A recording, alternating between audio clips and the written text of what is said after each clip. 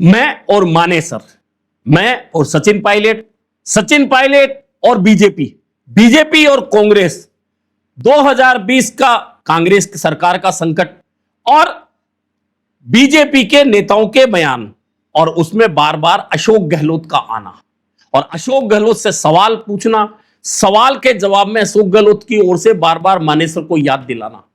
मैंने कहा था कि जैसे जैसे राजस्थान में चुनाव आएगा या पार्टी संगठन में बदलाव की चर्चाएं होंगी, तब तब मानेसर की चर्चा होगी और मानेसर की जब जब चर्चा होगी तब तब सचिन पायलट और उनके समर्थक असहज होते चले जाएंगे।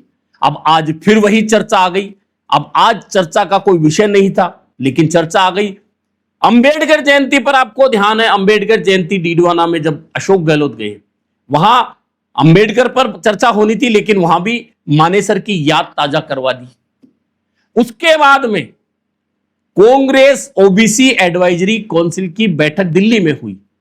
सचिन पायलट अशोक गहलोत की गाड़ी का गेट खोलने खड़े होते हैं और वहां अशोक गहलोत कहते हैं, देख लो, खींच लो फोटो, फिर मत कहना हम दोनों में मतभेद है। मैंने तब भी कहा था कि यह मतभेद मनभेद वाली बात नहीं है, सीधी राजनीतिक दुश्मनी है और यह खत्म नहीं होगी। और जब जब अशोक गहलोत को स्ट्रोक मारने का मौका मिलता है, वे चूकते नहीं। आज मौका था भाजपा के राष्ट्रीय अध्यक्ष नितिन नबीन राजस्थान आए हुए हैं, उनका राजस्थान का दौरा है। इस दौरान पत्रकारों ने एक सवाल कर दिया। सवाल क्या? सवाल यह कर दिया कि भाजपा के प्रभारी कहते हैं कि टोंक वाले कांग्रेस के विधायक बहरूपीय हैं। यह सवाल उठा दिया पत्रकारों ने अशोक गहलोत के सामने। अब अशोक गहलोत कहते हैं, अशोक गहलोत ने फिर कहा कि कौन क्या है, यह बात की बात है, ये फालतू की बातें करते हैं, लेकिन ये खींच रहे हैं और ये कह रहे हैं, वे लोग कह रहे हैं जो हमारे लोगों को बहलाकर मानेसर ले गए थे। लेकिन अब मानेसर जाने वालों को भी यह पता चल गया है कि ऐसी गलती करने से उसका भुगतान बहुत कठिन तरीके से करना पड़ता है। ऐसे में वे संभल गए होंगे। हालांकि सवाल यह भी था कि भाजपा के प्रभारी ये कहते हैं कि सचिन पायलट का एक पांव कांग्रेस में, दूसरा कहां रहता है। इस पर अशोक गहलोत कहते हैं कि दोनों पांव कांग्रेस में ही है और जो गलती उन्होंने की उससे वे सबक सीख गए होंगे कि अब उन्हें ऐसा नहीं करना चाहिए। के प्रभारी उन्होंने कहा कि टोंक का जो स्थानीय विधायक है वो बहरूपी है, उसकी एक टांग कांग्रेस में रहती है, जाने कहाँ रहती है। हम यहाँ पे इसलिए सभा कर रहे हैं कि चारों सीटें जीतेंगे सचिन पायलट के लिए। उनकी दोनों टांगे कांग्रेस में ही है और कांग्रेस में रहेगी। अब उनके भटके आएंगे जो पहले गुमराह करके ले गए मानेसर के अंदर हमारे लोगों को। वो सचिन पायलट जी को अनुभव हो गया है कि इस प्रकार की गलती करने का क्या अंजाम होते हैं, ठीक है ना। इसलिए अब वो समझ भी गए हैं और मैं उम्मीद करता हूँ अब वो हमें छोड़ के कभी नहीं जाएंगे। और कुछ कहना मुझे और हमारी सबकी पूरी पार्टी एकजुट है उनके साथ में। यानी कि किस बात का जवाब किस जगह कैसा देना है, कैसे चर्चा करवानी है, अशोक गहलोत बहुत अच्छी तरह जानते हैं। और मैंने कई बार कहता हूं कि किसी को राजनीति करनी है, राजनीति की चर्चा करनी है, तो अशोक गहलोत के बयानों पर ध्यान दीजिए, अशोक गहलोत को पढ़ना शुरू कर दीजिए, अशोक गहलोत क्या करते हैं उससे समझना शुरू कर दीजिए। आप राजनीति में बहुत कुछ जान जाएंगे और राजनीति की जानकारी की यह किताब ऐसी है जो कब किस वक्त क्या बोल दे, कौन सा बयान दे दे, क्या चर्चा हो जाए, यह अशोक गहलोत से बेहतर कोई नहीं जानता। और अशोक गहलोत की जो टाइमिंग होती है, टाइमिंग के बहुत लोग मुरीद हैं कि जब लोगों का ध्यान कहीं और होता है तब अपनी टाइमिंग से अशोक गहलोत तमाम राजनीतिक लोगों का, पत्रकारों का, प्रेक्षकों का और अपने राजनीतिक दुश्मनों का ध्यान अपनी ओर आकर्षित कर लेते हैं। और अशोक गहलोत में यह खासियत है। अब मानेसर की चर्चा बार बार छेड़ते हैं, डीडवाना में छेड़ी और फिर गलबैया दिखा दी दिल्ली में। गलबैया दिखाते ही लोग उत्साहित हो गए और कहने लगे कि दोनों के दिल मिल गए, कोई मतभेद नहीं है। मैंने तब भी कहा था कि यह मतभेद मनभेद की बात नहीं, राजनीतिक दुश्मनी है और ये दोनों नेता एक दूसरे को बिल्कुल कतई पसंद नहीं करते हैं। जब जिसको जहां राजनीतिक रूप से मौका मिलेगा एक दूसरे को पटकनी देने का काम करेंगे। और मानेसर ऐसा कांड है जो जिंदगी भर सचिन पायलट का पीछा नहीं छोड़ सकता, क्योंकि वह एक ऐतिहासिक गलती इस उम्र के राजनीतिज्ञ ने कर ली है जो ताज जिंदगी उनका साथ नहीं छोड़ेगी।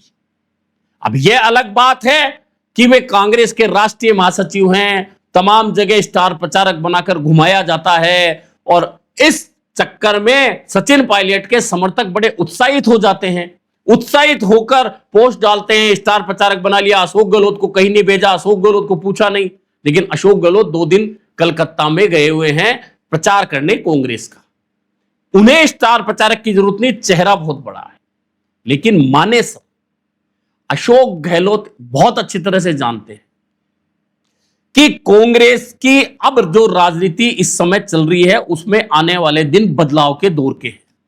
बदलाव राष्ट्रीय स्तर पर भी बहुत कुछ होगा, बदलाव राजस्थान के स्तर पर भी बहुत होगा।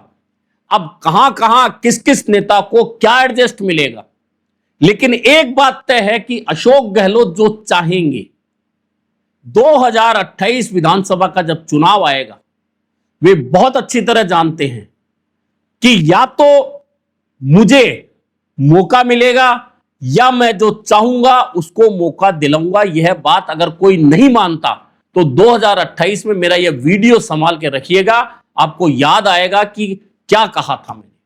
क्योंकि अशोक गहलोत की जमीनी पकड़ राजस्थान की राजनीति में, कांग्रेस की राजनीति में इतनी गहरी है जहां तक पहुंचना वर्तमान के अन्य नेताओं के बस में नहीं है। और यही कारण है कि ये जो मानेसर का आलाप अशोक गहलोत बार बार करने लगे हैं, ये सीधे कांग्रेस आला कमान को याद दिला रहे हैं कि जब हमारी सरकार सुचारू रूप से चल रही थी, सचिन पायलट उप मुख्यमंत्री थे, प्रदेश कांग्रेस के अध्यक्ष थे, 2-2 पद थे, तब उन्होंने सरकार गिराने का प्रयास करते हुए 18 विधायकों के साथ मानेसर में डेरा जमा लिया था। और एक बहुत पुराने खांटी विधायक, जो पूर्व विधायक हैं, जो एक जिले की अलग अलग सीटों से जीते हुए हैं, चर्चा जब मैंने इस बात की उनसे करी तो उन्होंने एक बात कही थी।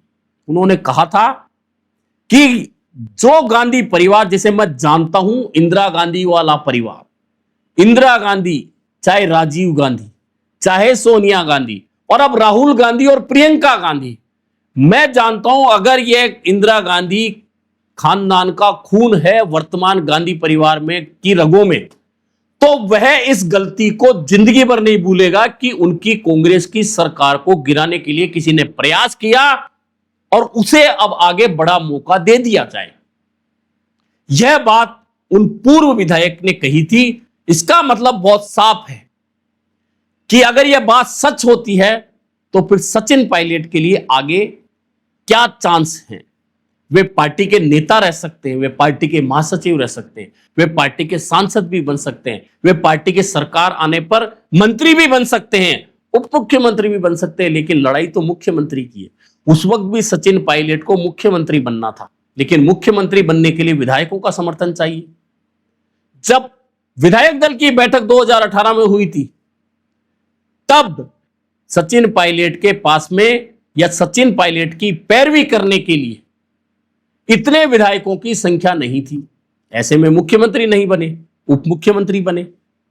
उसके बाद में 2020 में 30 विधायकों का दावा किया, 19 पर गाड़ी अटक गई।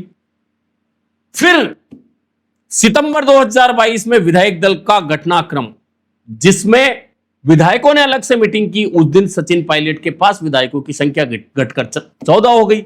यानी कि विधायक आपके पास नहीं है और आप मुख्यमंत्री बनना चाहते हैं।